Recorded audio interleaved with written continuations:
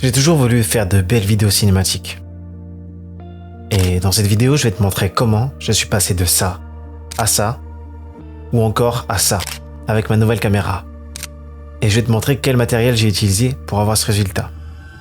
Salut, c'est Armand, et pour remettre dans le contexte, j'ai eu ma nouvelle caméra il y a un mois. Et c'est une Sony A7C II que j'ai équipée petit à petit parce que le setup n'était pas au complet. Car au début, quand j'ai déballé la caméra, un objectif 28-60 mm était fourni avec, qui est juste ici.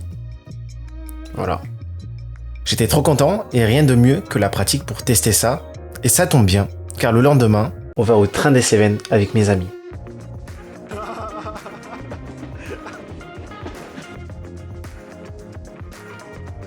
Et on va faire un point sur les vidéos que j'ai faites, parce qu'il y a beaucoup de choses à améliorer. Certaines vidéos sont trop exposées, car il faut plus exposer ces vidéos quand on tourne en log. Et j'ai jamais tourné en log. Mais tu vas me dire, c'est quoi le log?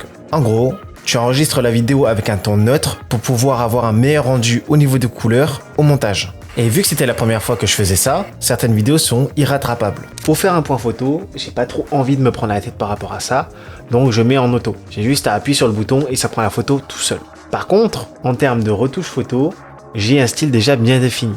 C'est un ton assez lumineux, assez pastel. Et voici le résultat de quelques photos, et franchement, c'est vraiment pas mal. Mais du coup, je veux ma revanche en vidéo. Donc je décide d'aller dehors, en nature, pour tester plein de choses sur la vidéo.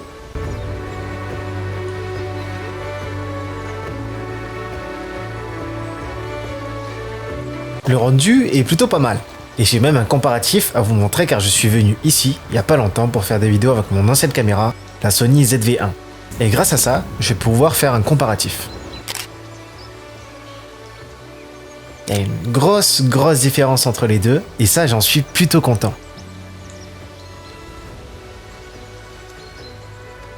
Et vous savez ce qui est meilleur qu'une revanche? 2 revanches.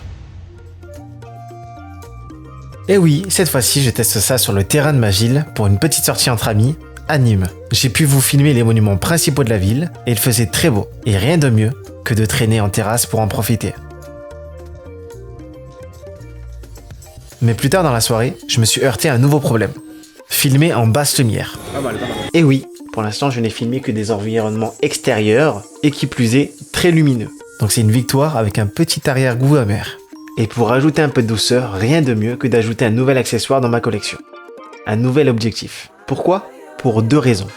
De 1, le grand angle par rapport à l'objectif de base. Il est parfait pour faire du vlog avec un meilleur bokeh.